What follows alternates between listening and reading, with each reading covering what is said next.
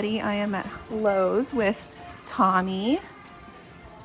Public store outing. He's in his 4th week. We take our training off property just to make sure we can generalize it, meaning the dogs listen anywhere. So right now we're working on heeling in the aisles. Heeling is walking nicely at our left side. He's really pushy with the position, which is why I'm doing so many turns.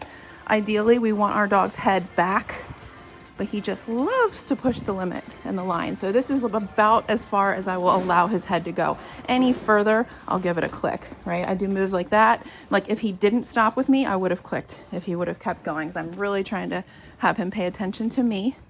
Good, turns like that. See how he's turning with me? Good, let's see what happens if I stop. Good, he's stopping with me. Good job, good boy. Sit. Good. See how he sits on verbal? I don't click. So if he listens on the first try, he avoids the click. Good. And he earns the praise. Good job. If he just would have stood there and stared at me, I would have clicked once and asked again. And then each time I have to ask thereafter, I'm dialing up. Good. Stay. Good. He almost put himself into a down. He almost did it, but then he was like, wait a minute, I'm Tommy and I don't listen for free. So I'm gonna go ahead and ask for it. Down, good, good. So again, no click, and earns the praise. So not only are we practicing this in a public store and I'm asking him to prioritize me above all the distractions, I'm also showing you the practicality of this. So we're in a store, but this could be a cafe, it could be a friend's house, it could be a parking lot of a vet, a waiting room. I'm able to put him in a down, have him stay, and then create distance. I can go check stuff out, I can walk around, and I'm not constantly wrangling him at the end of a leash, okay? Now notice the first part was him downing on command, and now the second part is the stay. If he were to break the stay early, you would say NO and click. Remember, the only way out of a command is either another command, so if I told him to walk with me or recalled him, or a release, which I don't recommend a release in a public store. Good boy. And then I'm constantly reinforcing the behavior that I like. Notice I'm only petting him when he's earned it. I'm not petting him for free, okay? Good. I love this calm behavior. There's no whining, there's no fidgeting. He's just patiently waiting for me. Could be here 5 minutes, we could be here an hour. Good.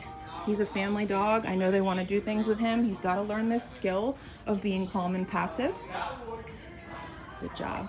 Let's go back to our walk. So we're going to gather up our leash. Good boy. Okay, we're going to gather up the leash. Shh, down. Now, I made that shh noise because I don't have a free hand to hold my e-collar. One hand is holding the leash, the other hand's holding the phone, e-collar's in my pocket. You're not gonna have the phone filming everything, so you will be able to have the e-collar in your right hand and the leash in your left. But I don't want him to think because I picked up the leash, that means the downstay is over. So we're gonna do 1, 2 loops. I'm gonna grab my e-collar. To get him into the walk, we're gonna say heel and then tap the tone a couple times.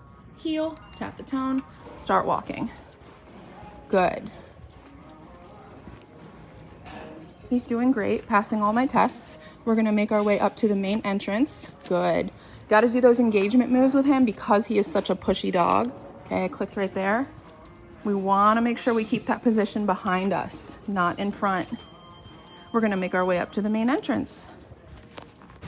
All right, and now we've got him at the main entrance in front of all the Halloween, Christmas decorations. We've got him in that nice downstay. We've got sliding doors, opening and closing, people walking by. I'm really just making sure he's able to remain passive and prioritize his commands over any desires he might have. So no barking, no whining, definitely no lunging, jumping on people. I really just want him to be invisible and know how to just be passive in a public place.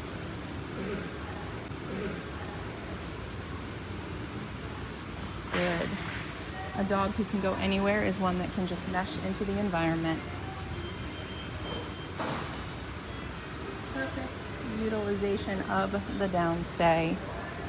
Good job, buddy. I just love how calm he is. And putting that, you know, shifting the hip over, nearly putting the head down to the ground, that's just him just completely committing to the command, not thinking about whatever's next. And he's got to utilize his impulse control as people walk by with carts. Definitely don't want him running up to anybody. Good.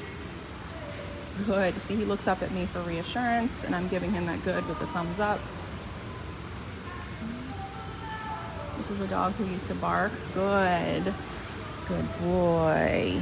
You just put so much hard work into this. Good job, buddy. I'm so proud of you. He's checked off all my boxes today. Calm car ride, waiting at thresholds, heeling around the aisles, downstay around the aisles, downstay at the main entrance. No whining, no barking, no lunging.